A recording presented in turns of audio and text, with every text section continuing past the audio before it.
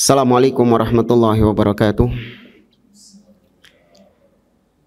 Innal hamdalillah nahmaduhu wa nasta'inuhu wa nastaghfiruh wa na'udzu billahi min shururi anfusina wa min sayyiati a'malina.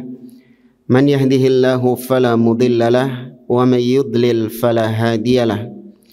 Wa asyhadu an la ilaha illallah wahdahu la syarika lah wa asyhadu anna Muhammadan abduhu wa rasuluh. Ya ayyuhalladzina amanu taqullaha haqqa tuqatih wa la tamutunna illa wa antum muslimun.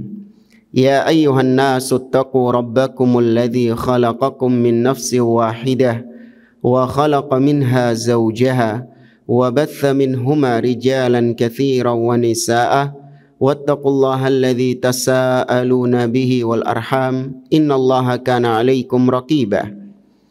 Ya ayyuhalladzina amanu taqullaha wa qulu qawlan sadida yuslih lakum a'malakum wa yaghfir lakum dhunubakum wa man yuti'illaha wa rasulahu faqad faza fawzan 'azima amma ba'd. Fa inna asdaqal hadithi kitabullah wa khairal hadi hadi Muhammadin sallallahu alaihi wasallam wa syarrul umuri muhdatsatuha wa kullu muhdatsatin bid'ah wa kullu bid'atin dhalalah wa kulla dalalatin finnar. Ma'asyiral muslimin, ikhwani fillah, rahimani wa rahimakumullah. Alhamdulillah, segala puji bagi Allah Jalla wa Ala yang karena limpahan taufiknya kita dipertemukan kembali oleh Allah di majlis ini untuk kita duduk bersama melanjutkan kembali pembahasan kitab Ushulus Sunnah oleh Al-Imam Ahmad bin Hanbal rahimahullahu ta'ala. Pada pertemuan yang lalu kita masih membahas tentang as-sam'u wa ta'ah li waliyil amr. Di antara pokok-pokok sunnah adalah mendengar dan taat kepada pemimpin kaum muslimin. Dan kita bawakan beberapa masail, beberapa pembahasan-pembahasan yang berkaitan dengan pemimpin. Ya, berkaitan dengan pemimpin. Kemarin kita bawakan dari Syarah Al-Usulis Sittah oleh Fadilatul Syekh Abdul Aziz Ar-Rayyis hafizahullahu ta'ala. Sudah berapa masalah kemarin? 5 ya? Iya, 6 ini sudah kayaknya. Naam. Baik, kemudian yang berikutnya adalah tentang syubhat-syubhat dan kekeliruan-kekeliruan tentang masalah kepemimpinan. Ya, beberapa syubhat tentang masalah kepemimpinan.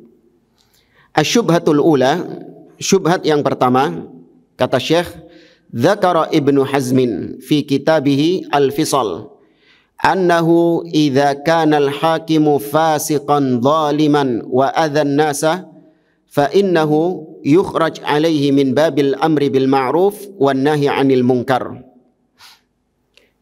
Disebutkan dalam kitab Al-Fisal oleh Al-Imam Ibnu Hazm bahwasanya beliau berpendapat apabila seorang pemimpin itu fasik dan zalim menyengsarakan rakyatnya, maka dibolehkan untuk memberontak kepadanya. Awas, ini syubhat ya. Dibolehkan untuk memberontak kepadanya dalam rangka amar ma'ruf nahi mungkar. Ya, dibolehkan memberontak dalam rangka amar ma'ruf nahi mungkar, kata dia. Kata beliau, wastadalla binususil amri bil ma'ruf wan nahi 'anil munkar wattaka'a 'alaiha wa ja'alaha muntaliqan lahu. Ibnu Hazm berdalil dengan ayat-ayat yang memerintahkan amar ma'ruf dan nahi mungkar. Beliau bersandar dengan dalil-dalil itu. Seperti misalnya firman Allah dalam surah Ali Imran, wal takun minkum ummatun yad'una ilal khairi wa ya'muruna bil ma'ruf wa yanhauna 'anil munkar. Dan jadilah kalian suatu umat yang mana di antara kalian ada yang memerintahkan kepada kebaikan, melakukan amar ma'ruf, mengajak manusia kepada yang ma'ruf, dan mencegah manusia dari kemungkaran. Maka ini ayat yang memerintahkan kita untuk amar ma'ruf nahi mungkar. Maka kalau ada kemungkaran dari pemimpin, dalam rangka menjalankan amar ma'ruf nahi mungkar adalah dengan memberontak kepada pemimpin tersebut, keluar dari ketaatan kepada pemimpin tersebut. Apalagi Allah juga berfirman, kata Allah, kuntum khaira ummatin ukhrijat linnas ta'muruna bil ma'ruf wa tanhauna 'anil munkar wa tu'minuna billah. Kalian adalah umat terbaik yang Allah keluarkan bagi manusia, karena kalian memerintahkan kepada yang ma'ruf dan mencegah dari kemungkaran. Ya, banyak dalil-dalil tentang amar ma'ruf nahi mungkar ini. Maka Ibnu Hazm bersandar dengan dalil-dalil ini untuk melegalkan bolehnya memberontak kepada pemimpin yang zalim. Wa hadza khata'un aqdiyun 'inda Ibnu Hazmin. Maka kata Syekh, ini adalah kekeliruan akidah yang ada pada Ibnu Hazm. Kama anna indahu akhta', ya kama anna indahu akhta'an aqdiyah ka'adami itsbatihi syai'an minas sifat. Sebagaimana kebiasaan Ibnu Hazm, banyak kekeliruan-kekeliruan akidah pada Ibnu Hazm. Seperti dalam masalah asma was sifat. Beliau tidak menetapkan sifat-sifat Allah Subhanahu wa taala. Ya, dalam masalah asma was sifat, Ibnu Hazm tidak menetapkan sifat-sifat Allah. Fabnu Hazmin la yuthbat syai'an minas sifat. Ya, Ibnu Hazm tidak menetapkan sifat Allah sama sekali. Nah, ini seperti akidahnya apa? Naam, barakallahu fiik. Seperti akidahnya Mu'tazilah, menetapkan nama dan menolak sifat. Ya, kalau Jahmiyah dua-duanya ditolak.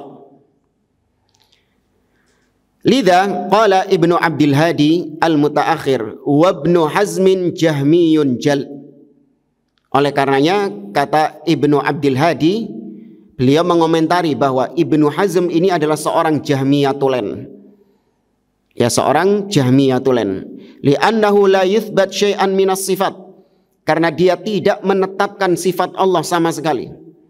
Wa ghairu dzalik min akhta'ihil aqdiyah, dan kekeliruan-kekeliruan beliau yang lain dalam masalah akidah. Wa min akhta'ihi, dan di antara kekeliruannya juga adalah annahu yara jawazal khuruji 'alal hakim. Bahwasanya Ibnu Hazm di antara kekeliruannya membolehkan memberontak kepada pemimpin binaan ala adillatil amri bil ma'ruf wan nahi 'anil munkar, dengan landasan dalil-dalil yang memerintahkan amar ma'ruf dan nahi munkar. Fasyabahal khawarij fi hadzal asl. Maka Ibnu Hazm mirip dengan khawarij, mirip dengan akidahnya khawarij dalam masalah kepemimpinan ini. Kekeliruan Ibnu Hazm yang lain apa diantaranya? Yang banyak dipegang sama sebagian orang. Naam, ya, menghalalkan musik, membolehkan musik-musik. Itu yang banyak dipegang oleh sebagian orang. Kemudian waraddu ala Ibnu Hazmin min wajhain. Bantahan terhadap Ibnu Hazm ini itu dari dua sisi, kata beliau.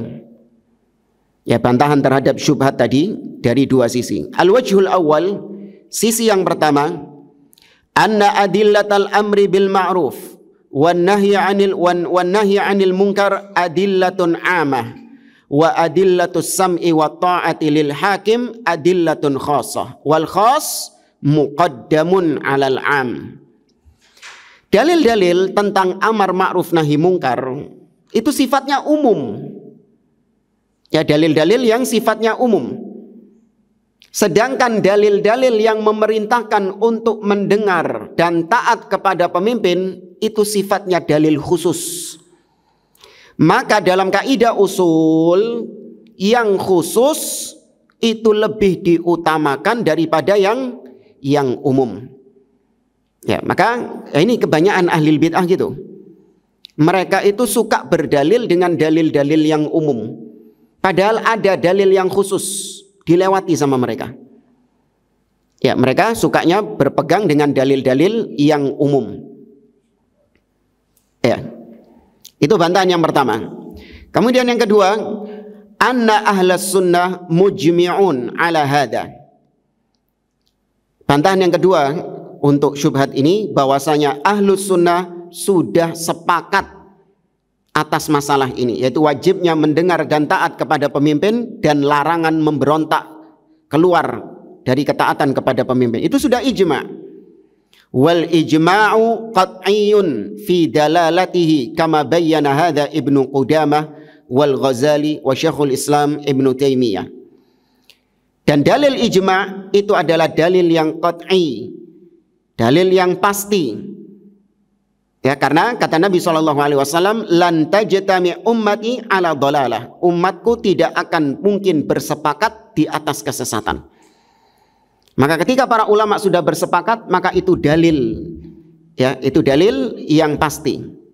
Sebagaimana disebutkan oleh Imam Ibnu Qudamah Al-Maqdisi, kemudian juga Syekhul Islam Ibnu Taimiyah, wal Qarafi, dan yang lainnya dari para ulama.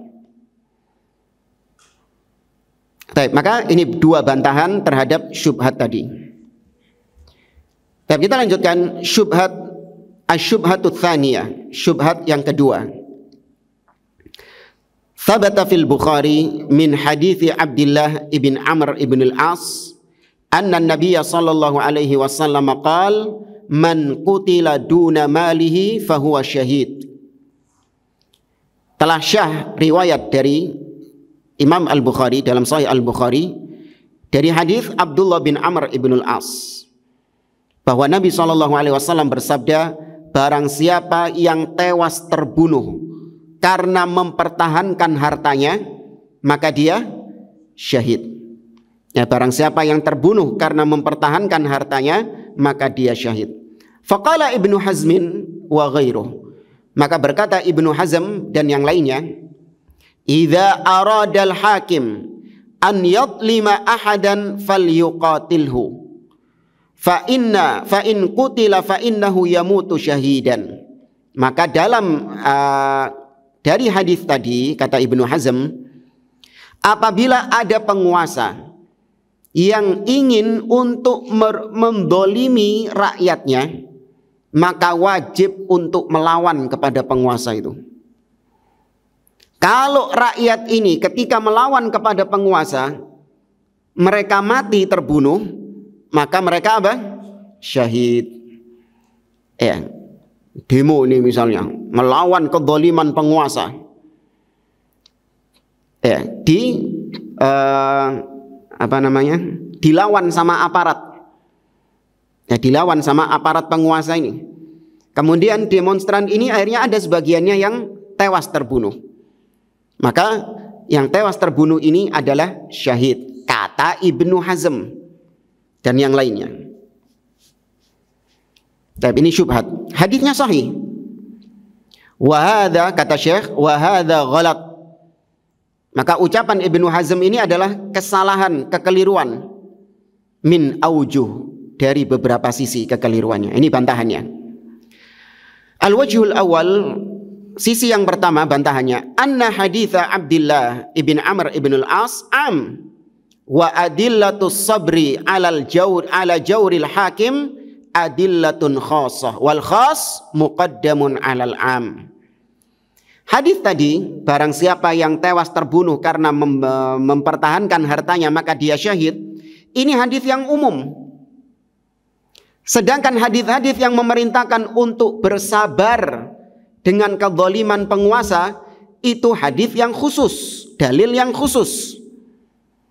Maka yang khusus lebih diutamakan daripada yang umum. Yang khusus itu mengikat yang umum. Itu kaidahnya dalam usul. Ya. Kemudian sisi yang kedua, ajma'a ahlus sunnati ala sabri ala jawril hakim wal ijma' qati' fi dalalatihi fayukhassas al-alfadh al-'amah. Sama seperti tadi, ahlus sunnah sudah sepakat bahwasanya wajib untuk bersabar terhadap kezaliman pemimpin. Itu sudah menjadi kesepakatan para ulama ahlus sunnah dari zaman ke zaman, tidak ada silang pendapat di situ. Maka ijma' itu berarti qat'i, sesuatu yang pasti pendalilannya, bisa dijadikan sebagai dalil. Kemudian bantahan yang ketiga, haka Ibnul Mundhir ijma'a ahlil hadith ala anna hadzal hadith makhsusun bil hakim wa anna al hakima mukhassas bi hadzal hadith fala yadkhul fi dzalikal hakim bal hadza fi ghairil hakim. Al-Imam Ibnul Mundhir meriwayatkan ijma', menukil ijma', bahwasanya para ulama menyebutkan bahwasanya hadis tadi itu tidak berlaku untuk penguasa. Ya, hadis tadi hanya berlaku bagi selain penguasa. Ketika ada begal ingin merampas harta kita, maka ketika kita mempertahankannya, kemudian begal itu membunuh kita, maka kita syahid. Tapi kalau itu penguasa yang melakukannya, maka tidak berlaku hadis tadi. Itu dinukil kesepakatan oleh Imam Ibnul Mundhir, bahwasanya hadis tadi itu berlaku hanya kepada selain penguasa, tidak berlaku kepada penguasa.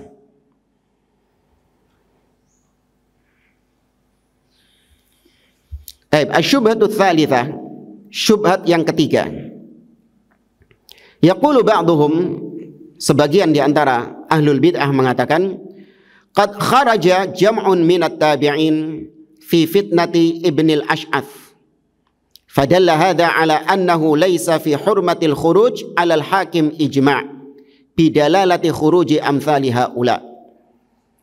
Taib, zaman dahulu ketika zaman pemerintahan Al-Hajjaj ibn Yusuf pernah terjadi peristiwa pemberontakan yang dipelopori oleh seorang yang bernama Ibnul Ash'ath.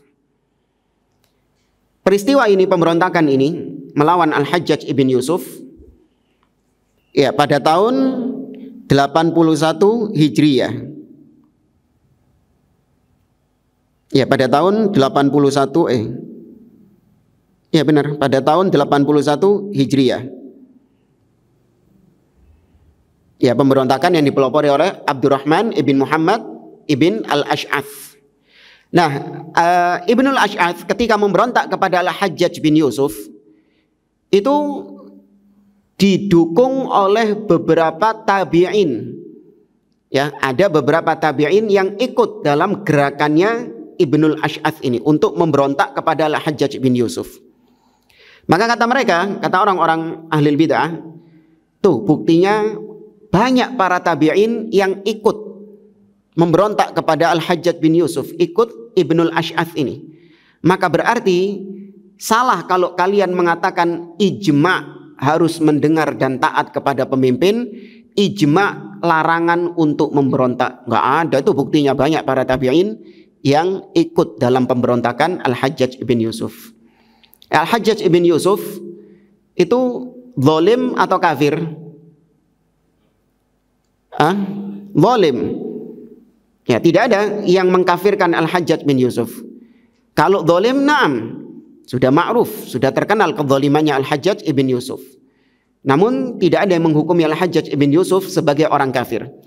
Maka kalau pemimpin zalim, sebagaimana sudah kita sampaikan pada pertemuan yang lalu, boleh nggak untuk dilengserkan? Tidak boleh. Yang boleh dilengserkan adalah pemimpin yang kafir, itu pun dengan syarat-syarat bolehnya melengserkannya. Taib, waraddu ala hadza min aujuh. Maka bantahan terhadap syubhat ini dari beberapa sisi. Al-wajhul awal, sisi yang pertama, taqaddama dzikrul adillah al-katsirah ala adamil khuruji ala al-hukam wa hiya hujjatun ala man kharaja minal fuqaha. Sudah berlalu dalil-dalil yang banyak sekali yang menunjukkan tentang larangan memberontak kepada para pemimpin.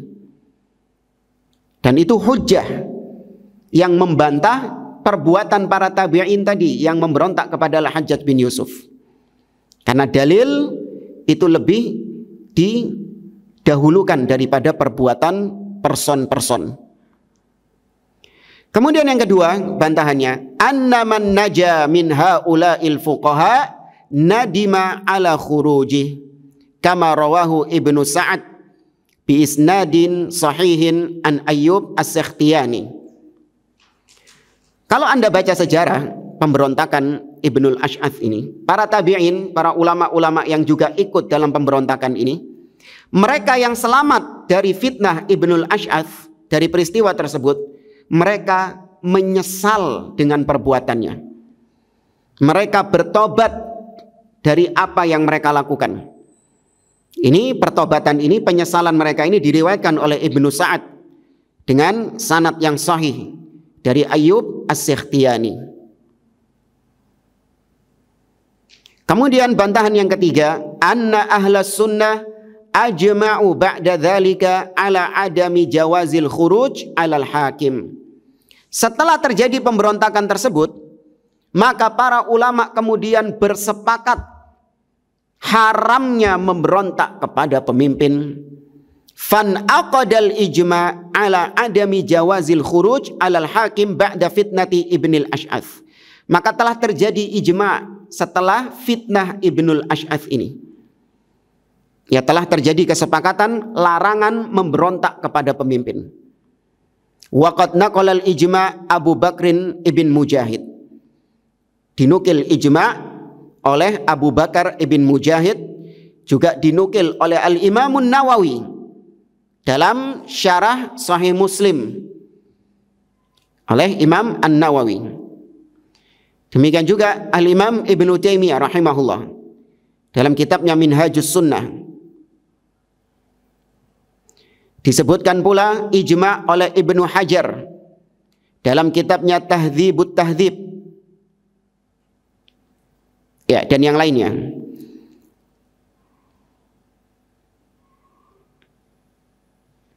Kemudian faqad kana fil mas'alati ijma'un min ladun as-sahabah. Padahal masalah memberontak kepada pemimpin ini, larangan memberontak kepada pemimpin, itu sudah terjadi ijma' di masa para sahabat. Sudah terjadi ijma' di masa para sahabat. Thumma hasala khilaf min ba'di tabi'in. Baru terjadi perselisihan itu ketika zaman tabi'in. Dan itu pun gak semua tabi'in, tapi hanya sebagian tabi'in. Wa haula mukhti'un. Maka sebagian tabi'in yang menyelisihi ijma', maka dikatakan mereka ini salah, mereka ini tergelincir, keliru.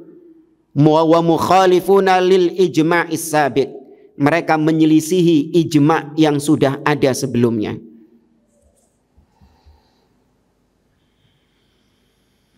Baik. Kemudian syubhat yang keempat. Asy-syubhatur rabi'ah, qala ba'dhum Innal Husain radhiyallahu anhu kharaja ala Yazid ibn Muawiyah. Sesungguhnya zaman dahulu, di zaman Al-Husain bin Ali bin Abi Thalib, cucunya Nabi SAW, beliau katanya pernah memberontak kepada Yazid bin Muawiyah. Yazid bin Muawiyah bin Abi Sufyan. Wa inna Abdullah ibn Zubair radhiyallahu anhu kharaja ala Abdul Malik ibn Marwan ibn al-Hakam. Demikian juga Abdullah ibn Zubair ibn al-Awam, anaknya Az-Zubair ibn al-Awam, itu katanya juga pernah memberontak kepada Abdul Malik ibn Marwan. Ya, kepada Abdul Malik ibn Marwan. Fahadhani sahabiyan waqad kharaja. Lihat, dua sahabat ini, yaitu Al-Husain bin Ali bin Abi Thalib, cucu Nabi, plus Abdullah ibn Zubair, ini sahabat ini dua, karena bertemu Nabi SAW. Dua orang sahabat ini telah keluar dari ketaatan kepada pemimpin di masanya, memberontak kepada pemimpin di masanya. Maka boleh dong memberontak kepada pemimpin. Kalau kau menyalahkan pemimpin, berarti kau menyalahkan Husain bin Ali bin Abi Thalib, cucu Nabi SAW. Kau juga menyalahkan Abdullah ibn Zubair, ya, sahabat Nabi, putranya Az-Zubair ibn al-Awam. Dan syubhat ini itu sangat laris, ya, pernah dilontarkan oleh Syekh Wahid Abdus Salam Bali. Ya, Syekh Wahid Abdus Salam Bali dari Mesir. Dia pernah membuat pernyataan yang semisal dengan ini tadi, bahwa memberontak kepada pemimpin itu tidak selamanya Khawarij. Dengan dalil Husain bin Ali bin Abi Thalib memberontak kepada Yazid bin Muawiyah. Abdullah ibn Zubair memberontak kepada Abdul Malik ibn Marwan. Ya, itu syubhatnya Wahid Abdus Salam Bali, yang oleh sebagian orang masih dianggap sebagai ulama salafi. Padahal sangat kental nuansa harokah, nuansa Khawarij pada Wahid Abdus Salam Bali.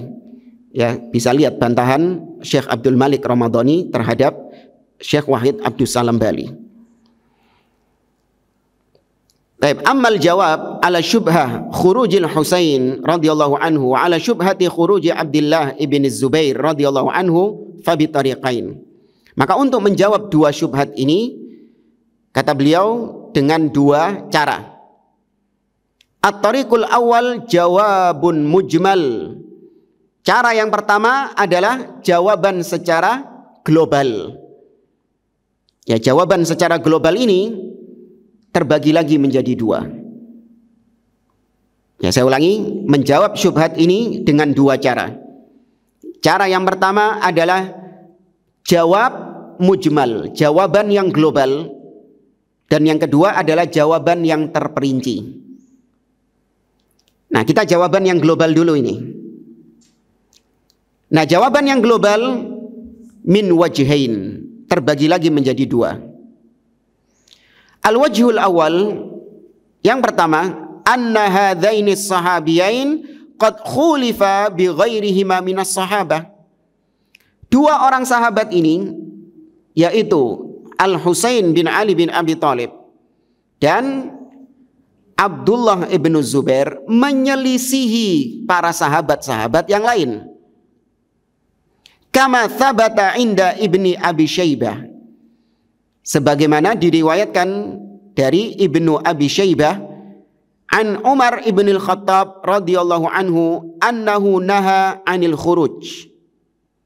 Wa mimman naha 'anil khuruj Abu Sa'id wa Abdullah ibn Abbas wa Abdullah ibn Umar. Kayaknya tadi bukan Umar ibn al-Khattab, karena ketika peristiwa Husain bin Ali bin Abi Thalib, Umar ibn al-Khattab sudah wafat. Berarti mungkin yang dimaksud oleh beliau adalah Abdullah ibn Umar. Ya, Abdullah ibn Umar masih menangi, mengalami, ya, masih mengalami zaman Al-Husain bin Ali bin Abi Thalib yang terbunuh di Karbala itu. Maka diantara sahabat-sahabat yang masih hidup ketika itu mencegah Husain bin Ali bin Abi Thalib, seperti Abu Sa'id Al-Khudri yang masih hidup di zaman itu, Abdullah ibn Abbas, Abdullah bin Umar, Abdullah bin Amr ibn al-As, dan sahabat-sahabat yang lain. Falaisa qawlu haula'i aula min qawli man khalafahum minas sahabah.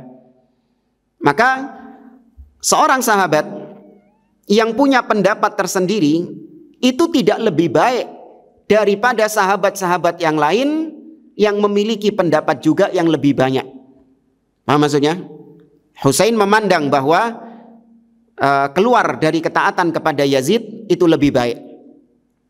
Maka apakah Anda mengira bahwa pendapatnya Al-Husain itu yang paling baik jika dibandingkan dengan kebanyakan pendapat para sahabat? Tentu tidak.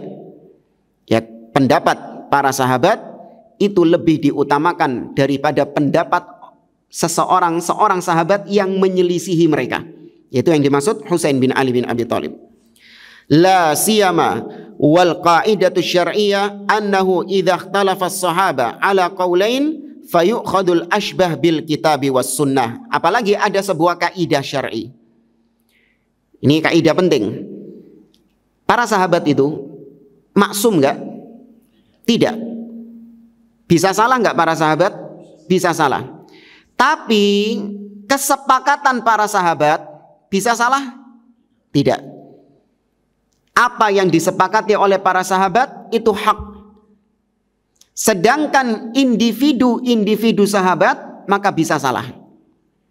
Ya, makanya kita sering mendengungkan kita memahami agama ini dengan pemahaman para sahabat, yaitu apa yang disepakati oleh para sahabat, bukan pendapat pribadi-pribadi dari masing-masing sahabat tadi. Karena kalau pendapat-pendapat pribadi terjadi ikhtilaf, terjadi perbedaan antara satu sahabat dengan sahabat yang lain. Baik dalam masalah akidah ataupun dalam masalah fikih. Ya, baik dalam masalah akidah ataupun dalam masalah fikih. Banyak terjadi pendapat-pendapat, perbedaan pendapat antara sahabat yang satu dengan sahabat yang lain. Maka kaidahnya kata beliau, apabila para sahabat berbeda pendapat menjadi dua pendapat, maka yang diambil adalah pendapat yang lebih mendekati Al-Quran dan Sunnah. Ya, kalau ada sahabat dua orang berbeda, maka yang lebih diambil adalah pendapat yang mendekati Al-Quran dan Sunnah. Wa adillatul kitabi was sunnah dalatun ala adami jawazil khuruj alal hakim. Nah, sedangkan kalau kita lihat dalil-dalil dari Al-Quran dan Sunnah, maka yang lebih dekat dengan kebenaran pendapat siapa? Husain atau pendapat para sahabat yang lain? Pendapat para sahabat yang lain. Itu jawaban secara umum yang pertama. Jawaban secara umum yang kedua,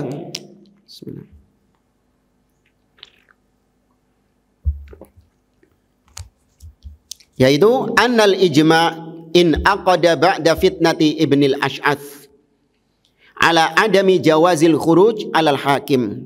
Sudah disebutkan tadi bahwa setelah fitnahnya Ibnul Ash'ath, pemberontakannya Ibnul Ash'ath itu, maka sudah terjadi ijma', sudah terjadi kesepakatan.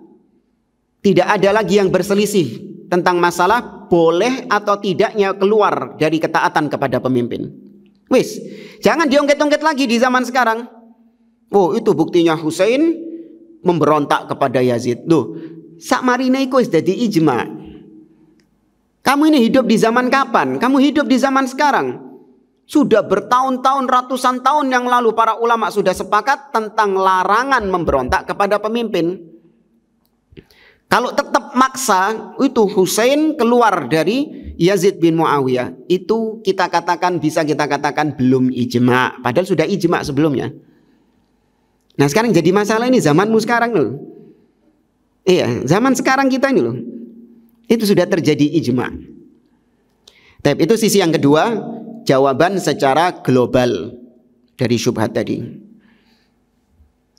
Ammal jawabul mufassal, adapun jawaban yang terperinci, maka fa fi haqqil Husain min jihatain. Kalau yang dibahas ini adalah kasusnya Husain bin Ali bin Abi Thalib, maka bantahannya dari dua sisi. Ini jawaban yang terperinci. Kata beliau, al-jihatul ula, sisi yang pertama tentang kasusnya Husain, annal Husaina radhiyallahu anhu lam yubai' Yazid ibn Muawiyah lamma tawalla al-hukma ba'da abi. Perlu diketahui dalam sejarah bahwa Husain bin Ali bin Abi Thalib itu belum membaiat Yazid bin Muawiyah. Belum baiat Yazid bin Muawiyah. Setelah Yazid naik menjadi pemimpin menggantikan bapaknya, maka Husain belum membaiat Yazid. Kalau bapaknya dulu dibaiat Muawiyah bin Abi Sufyan. Tapi ketika Muawiyah wafat, naiklah Yazid bin Muawiyah, maka Husain belum membaiatnya.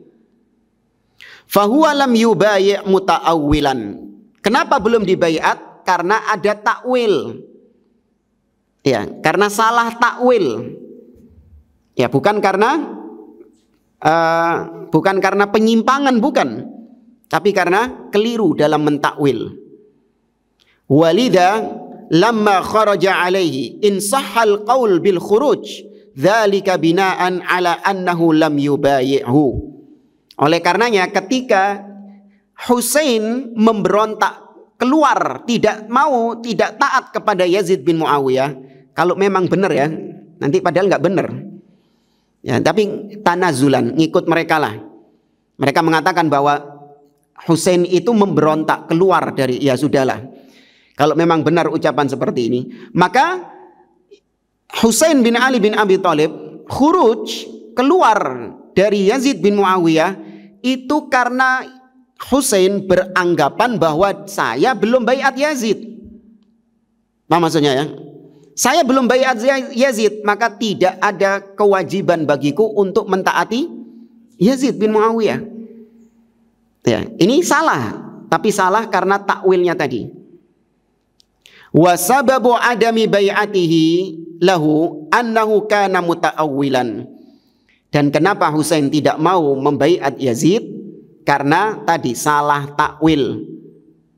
Ya, salah takwil. Fafarqun baina, karena Husain menganggap bahwa Yazid gak layak untuk menjadi pemimpin. Ya, maka karena dia gak layak jadi pemimpin, saya gak mau membaiatnya dia. Ini keliru dalam mentakwil. Fafarqun baina man yubayi' fayakhruj wa baina man lam yubayi' bi syartin an yakuna muta'awwilan fayakhruj. Maka bedakan antara dua hal ini. Antara seseorang yang sudah membaiat pemimpin, kemudian dia keluar dari baiat itu dan memberontak kepada pemimpin, dengan orang yang memang secara asal belum membaiatnya, ya, belum mengakuinya sebagai pemimpin karena salah takwil. Ya, ini dua hal yang berbeda. Fayasihu istidlaluhum bi fi'lil Husain ala jawazil khuruj ala al-hakim law annahu baya'ahu thumma kharaj. Amma wa annahu lam yubayi'hu li ta'wilin thumma kharaja alaihi fala yasihul qawlu bi annahu kharaj. Maka orang-orang ahli bid'ah ini, mereka baru boleh berdalil dengan perbuatannya Husain, ya, untuk melegalkan perbuatan mereka yang memberontak kepada pemimpin. Kalian baru boleh pakai sebagai contoh Husain ini kalau Husain kasusnya itu dia sudah membaiat Yazid, baru kemudian keluar, baru kemudian memberontak. Ya, itu baru kalian boleh berdalil dengan perbuatannya Husain. Tapi ternyata perbuatannya Husain, beliau belum membaiat Yazid. Dan itu pun karena salah takwil. Ya, itu pun karena salah takwil. Taib. Itu jawaban yang pertama atas kasusnya Husain. Jawaban yang kedua atas kasusnya Husain, annal Husain radhiyallahu anhu lamma ijtama'a ma ahli al-Kufah wa hasala ma hasala ma'a jaisy Yazid ibn Muawiyah khayyarahum radhiyallahu anhu bi ahadi umurin thalathah. Jadi ketika ketika Husain bin Ali bin Abi Thalib itu dihadang oleh penduduk Kufah, kan dikhianati kan ceritanya kan, ya, dia akhirnya dihadang oleh penduduk Kufah di Karbala itu, dan juga oleh pasukannya Yazid bin Muawiyah. Maka Husain memberikan mereka tiga pilihan. Memberikan mereka salah satu dari tiga pilihan. Al-awwal an yadhhaba ila Yazid wa an yubayi'ahu. Pilihan yang pertama adalah yaitu Husain minta untuk dilepaskan, dibiarkan menuju Yazid bin Muawiyah di Syam untuk supaya membaiat Yazid. Husain minta pilihan ini yang pertama. Atau yang kedua, watsani an yatrukuhu wa yadhhab liyuqatilal kuffar alal hudud. Pilihan yang kedua adalah yaitu mereka membiarkan Husain bin Ali bin Abi Thalib untuk pergi ke perbatasan dan memerangi orang-orang kafir di perbatasan-perbatasan negeri kaum muslimin. Ya, mau berjihad. Dan pilihan yang ketiga, an yatrukuhu yarji' il Madinah. Yaitu Husain minta untuk dilepaskan supaya bisa kembali ke kota Madinah. Fahuwa qad raja' an adami bai'ati Yazid. Maka dari sini kita tahu bahwa Husain bin Ali bin Abi Thalib sudah rujuk, sudah ada niatan untuk membaiat siapa? Yazid bin Muawiyah. Wa 'alal qawli bil khuruj ma annahu la yasihul qawlu bil khuruj qad raja'an hadza. Maka bagi yang berpendapat bahwa Husain bin Ali itu memberontak kepada Yazid, padahal nggak benar kalau Husain ini memberontak kepada Yazid. Ya, maka bagi yang mengatakan Husain itu memberontak kepada Yazid, maka ketahuilah wonge wis tobat. Ya, Husainnya sudah apa? Sudah tobat. Kalau kalian mengatakan Husain itu memberontak kepada Yazid, sudah tobat orangnya. Wa qad dzakara hadza 'anil Husain Syekhul Islam Ibnu Taimiyah rahimahullah wa Adz-Dzahabi fi kitabih Tarikh Islam wa Siyar A'lamin Nubala. Dan tentang kisah Yazid ini dinukilkan penjelasannya oleh Syekhul Islam Ibnu Taimiyah rahimahullah dalam kitabnya Minhajus Sunnah, dan juga Imam Adz-Dzahabi dalam kitab sejarahnya yang terkenal Siyar A'lamin Nubala. Ya, bagi yang mau baca bisa dibaca di situ. Lidza qala Ibnu Taimiyah, karena Imam Ibnu Taimiyah mengatakan qutilal Husain syahidan madluman. Husain terbunuh dalam kondisi syahid dan terzalimi. Karena ketika minta diberikan salah satu dari 3 pilihan, maka mereka ini pasukan Ahlul Kufah, orang-orang Kufah ini tidak memberikan satupun dari pilihan tersebut. Mereka membantai membantai Husain bin Ali bin Abi Thalib. Li'annahu qad khayyarahum baina hadainil amrayn wa ma'a dzalika qutila radhiyallahu anhu. Padahal sudah minta pilihan. Ya, tapi ternyata tetap dibunuh Husain bin Ali bin Abi Thalib. Fa idzan la yasih an yutamassaka bi fi'lil Husain fa innahu law qaddir annahu kharaja aw lam yubayyi'. Ya, ini seperti yang kita sampaikan tadi. Maka enggak boleh berpegang dengan perbuatannya Husain tadi. Karena Husain tidak memberontak. Karena dia belum membaiat. Kemudian yang kedua, kalaupun dia sudah membaiat, katakanlah, toh dia di akhir hidupnya sudah apa? Rujuk. Ya, sudah rujuk. Kemudian ammal jawabul mufassal ala fi'li Abdullah ibn Zubair radhiyallahu anhu huwa tasawwara waqi'a fi'lihi. Adapun jawaban terperinci dari kasusnya Abdullah ibn Zubair radhiyallahu anhu, yaitu sudah terlihat dari realitanya sendiri. Bagi yang membaca sejarah sudah nampak bahwasanya perbuatannya Abdullah ibn Zubair sama sekali tidak bisa dijadikan dalil untuk membenarkan pemberontakan kepada pemimpin. Karena Abdullah bin Zubair tidak memberontak. Wa dzalika annahu lamma tuwfiya Muawiyah radhiyallahu anhu tawallal hukma ba'dahu ibnahu Yazid. Karena sejarahnya begini kata beliau. Ketika Muawiyah bin Abi Sufyan meninggal, maka kepemimpinan beralih ke siapa? Putranya Muawiyah, yaitu Yazid bin Muawiyah. Setelah Yazid meninggal, maka beralih ke putranya Yazid, yaitu Muawiyah juga. Ya, namanya Muawiyah juga.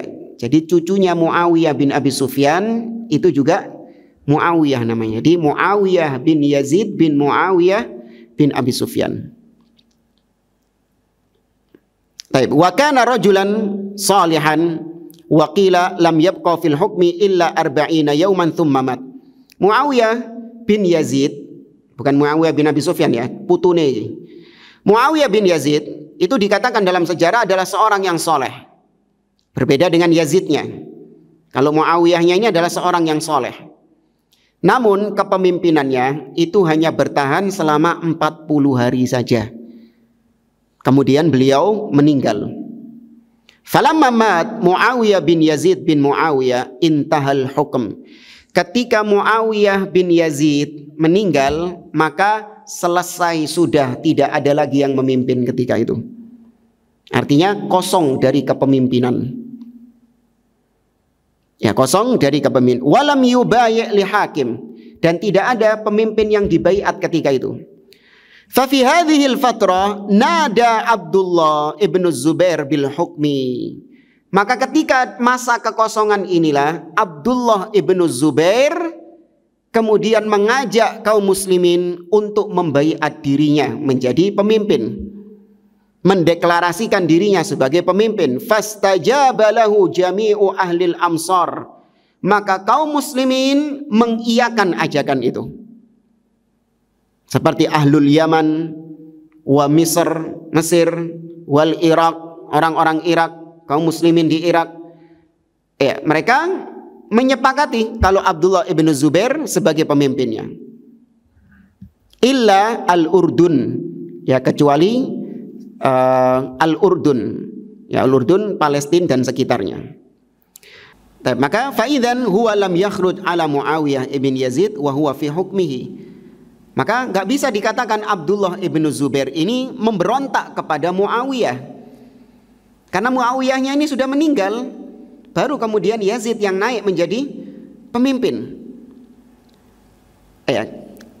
Wa innama mata wantahal hukum, karena Muawiyah ketika itu sudah meninggal dan masa kepemimpinannya sudah berakhir. Fanada bil hukmi li nafsihi fi waqtin la yujad fihi hakim. Maka hakikatnya Abdullah ibn Zubair adalah mengajak kaum muslimin untuk membaiat dirinya di waktu saat tidak ada pemimpin ketika itu. Ya, karena pemimpin yang terakhir meninggal siapa? Muawiyah bin Yazid tadi. Fabaya'ahul jami', maka kaum muslimin membaiat Abdullah ibn Zubair illa ahlul Urdun, kecuali penduduk Palestina dan sekitarnya. Wa kana Marwan ibnul Hakam muttajihan li mubaya'ati Abdullah ibn Zubair. Abdullah bin Zubair ini ada di Hijaz, ya di Mekah dan sekitarnya. Nah, ada Marwan ibnul Hakam mau berangkat menuju ke Abdullah ibn Zubair untuk membaiatnya. Tapi ternyata ada orang yang membisikkan kepada Marwan ibnul Hakam, "Kaifa tubayi'hu wal hukmu fikum ya Bani Umayyah." Wahai Marwan, Marwan ini dari Bani Umayyah, satu klan sama siapa Bani Umayyah? Tadi Muawiyah, Yazid, Muawiyah bin Abi Sufyan, itu semua Bani apa? Bani Umayyah. Ya, Abu Sufyan ini Bani Umayyah. Marwan ibnul Hakam ini Bani Umayyah juga. Dia nggak ada niatan ingin jadi pemimpin. Bahkan dia ingin membaiat Abdullah ibn Zubair di Hijaz. Berangkat dia ini. Nah, ada yang bisikan kepada dia, "Ente ngapain baiat Abdullah ibn Zubair? Padahal kepemimpinan itu adalah hak kalian, wahai Bani Umayyah. Harusnya kalian yang jadi pemimpin, kok malah ente yang berangkat ke Abdullah ibn Zubair." Ono sing bisi ngono. Ngompori gitu. Famtana thumma nada bil hukmi li nafsihi. Maka akhirnya enggak mau Marwan ibnul Hakam. Iya. Karena Bani Umayyah ini yang harusnya jadi pemimpin ini. Karena terakhir dari Bani Umayyah semua. Muawiyah bin Abi Sufyan, Yazid bin Muawiyah, Muawiyah bin Yazid. Maka akhirnya ikut-ikutan juga. Marwan ibnul Hakam mendeklarasikan diri sebagai pemimpin juga, mengajak penduduk Syam untuk membaiatnya. Faltaffa haulahu manil taffa thumma tuwfiya Marwan fatawallal hukm ba'dahu ibnuhu Abdul Malik. Maka akhirnya semakin bertambah orang-orang yang membaiat Marwan ibnul Hakam, sehingga ketika itu sudah ada dua daulah, dua negeri kaum muslimin. Yang pertama dipimpin oleh siapa? Abdullah ibn Zubair, ya, di Hijaz dan sekitarnya. Sedangkan yang ada di Syam siapa? Marwan ibnul Hakam. Ya, maka Marwan ini terus berkuasa sampai meninggalnya, digantikan dengan anaknya, yaitu Abdul Malik ibn Marwan. Fabada'a yatakathurun nasu ma'ahu, maka semakin banyak, ya, orang-orang yang bersama Abdul Malik bin Marwan. Fa asbaha lil muslimina daulatan, ad-daulatul ula yahkumuha Abdullah ibn Zubair wa tsaniyah yahkumuha Abdul Malik ibn Marwan. Ini tadi sudah kita sebutkan, ada dua daulah bagi kaum muslimin, dan dua-duanya adalah sebagai daulah yang sah. Ini sebagaimana yang kemarin pertemuan yang lalu kita sebutkan. Gak ada masalah kalau sekarang di negeri kita ini, atau di dunia sekarang ini, di muka bumi sekarang ini, banyak pemerintah-pemerintah muslim. Saudi punya pemimpin, Indonesia punya pemimpin, ya, kemudian Yordania punya pemimpin, Kuwait punya pemimpin, Bahrain punya pemimpin, Malaysia punya pemimpin, negeri-negeri kaum muslimin punya pemimpin seperti itu, gak masalah. Masing-masing penduduk negeri membaiat pemimpinnya masing-masing, gak ada masalah. Karena pemimpin itu bukan, atau pemimpin tidak lagi satu, tidak lagi bentuknya khalifah, itu sudah terjadi sejak zaman ini. Ya, zamannya Abdullah ibn Zubair dan Abdul Malik ibn Marwan. Ya. Dan dua-duanya sah sebagai daulah. Wa mimman kana tahta Abdul Malik ibn Marwan Al-Hajjaj ibn Yusuf Al-Thaqafi. Nah, yang berada di bawah kepemimpinan Abdul Malik bin Marwan, ngisoran ya pengisoran ini. Ya, bawahannya Abdul Malik bin Marwan adalah Al-Hajjaj ibn Yusuf. Jadi Al-Hajjaj ibn Yusuf ini adalah bawahannya Abdul Malik ibn Marwan. Fa'arsala Abdul Malik ibn Marwan Al-Hajjaj wa hasala al-qital ila an qutila Abdullah ibn Zubair radhiyallahu anhu fi Makkah. Maka Al-Hajjaj ibn Yusuf diutus oleh Abdul Malik bin Marwan untuk memerangi Abdullah ibn Zubair. Sehingga Abdullah ibn Zubair diperangi sampai terbunuh di tangan Al-Hajjaj ibn Yusuf. Jadilah Al-Hajjaj ibn Yusuf menguasai Mekah sebagai gubernur di Mekah. Pusatnya di mana? Di Syam. Ya, pusatnya di Syam. Kembali kepada Abdullah ibn Zubair. Maka dari kisah tadi, Abdullah ibn Zubair tidak memberontak kepada Marwan ibnul Hakam, karena justru yang menjadi pemimpin terlebih dahulu siapa? Abdullah ibn Zubair. Beliau menjabat sebagai pemimpin di saat ketika itu belum ada pemimpin pasca wafatnya Muawiyah ibn Yazid. Ya, maka nggak benar kalau sebagian ahli bid'ah mereka berdalil dengan perbuatannya Abdullah ibn Zubair yang dianggap sebagai bentuk khuruj, memberontak kepada pemimpin. Ini keliru.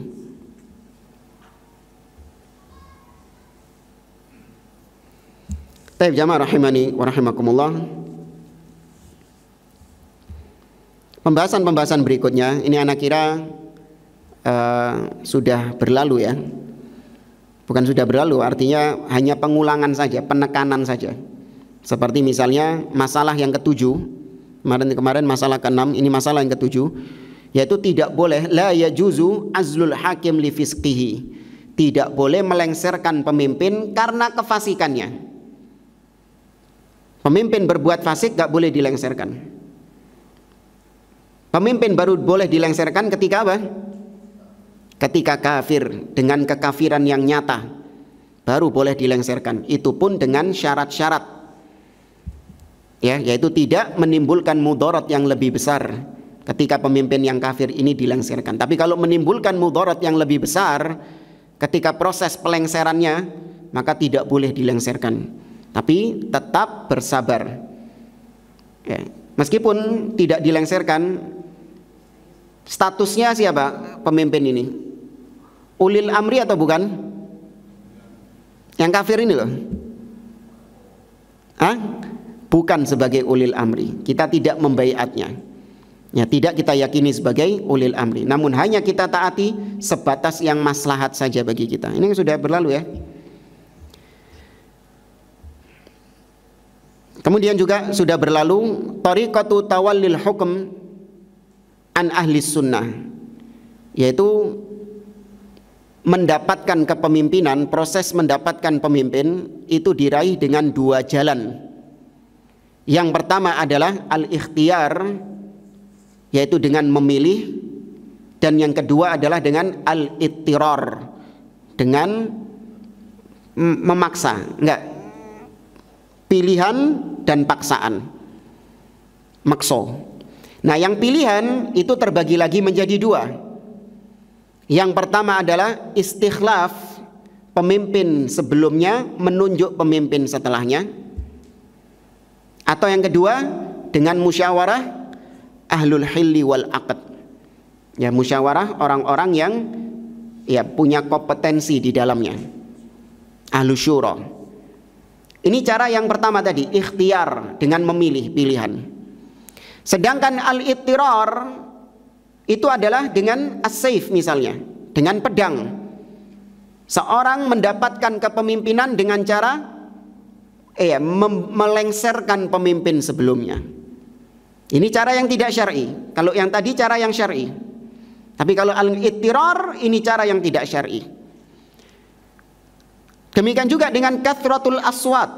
Seorang mendapatkan kepemimpinan dengan mendapatkan banyak suara. Itu juga masuk jenis yang kedua, yaitu ittirar, dengan paksaan. Dengan banyaknya suara itu, banyaknya pendukung itu, dia melengsarkan pemimpin yang sebelumnya. Kayak apa berarti? Demokrasi pemilu. Ya, maka itu cara yang tidak syar'i. Namun meskipun tidak syar'i, tapi kalau sudah naik menjadi pemimpin, maka sah nggak kepemimpinannya? Sah.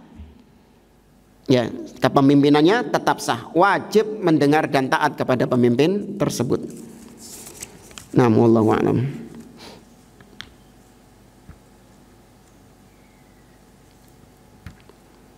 Ada pertanyaan?